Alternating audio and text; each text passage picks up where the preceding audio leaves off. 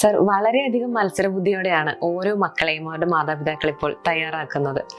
അതേസമയം അവരെ വളരെയധികം വിഷമിപ്പിക്കുന്ന ഒരു അവസ്ഥയാണ് കുട്ടികളിൽ കാണപ്പെടുന്ന പഠന വൈകല്യം. എങ്ങനെയാണ് ആയുർവേദ ശാസ്ത്രം ഇതിനെ നോക്കിക്കാണുന്നത്?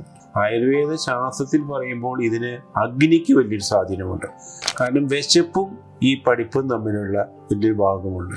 കാരണം നല്ല രീതിയിലുണ്ടാകുന്ന ഭക്ഷണങ്ങൾ കൊടുത്ത് അവന് വയറിൽ എന്തെങ്കിലും കൂടുതൽ പ്രശ്നങ്ങളുണ്ടെങ്കിൽ, ഉദാഹരണത്തിന് നിങ്ങൾ വളരെ കൊഴുപ്പുള്ള ഒരു ആഹാരം കഴിക്കുക എന്ന് വിചാരിക്കുക, യാതൊരു എക്സസൈസും ചെയ്യാതിരിക്കുക, നിങ്ങൾക്ക് എന്തെങ്കിലും ശ്രദ്ധിക്കാൻ പറ്റുമോ? ഈ ശരീരത്തിൻ്റെ ആവശ്യം എന്താണ്?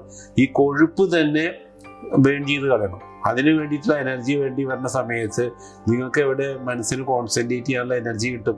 അപ്പോൾ ഈ ഭക്ഷണത്തിൽ വളരെയധികം ശ്രദ്ധിക്കണം, സറൗണ്ടിങ്സ് ശ്രദ്ധിക്കണം, അവൻ്റെ അടിസ്ഥാനപരമായിട്ടുള്ള കാര്യങ്ങൾ ഓരോന്നും കൃത്യമായിട്ട് നമ്മൾ വിലയിരുത്തിക്കൊണ്ട്, ചെവിയാണ് ചെവി, കണ്ണാണെങ്കിൽ കണ്ണ്, അതുപോലെ തന്നെ അതിൻ്റെ ഫണ്ടമെൻ്റലായിട്ടുണ്ടാകുന്ന ബേസിക് ആയിട്ടുള്ള പ്രശ്നങ്ങളാണ്, അല്ലെങ്കിൽ താഴെയുള്ള കുട്ടികളുടെ അട്രാക്ഷൻ കൂടി പോയതുകൊണ്ടുണ്ടാകുന്നുള്ള പ്രശ്നങ്ങളാണ്.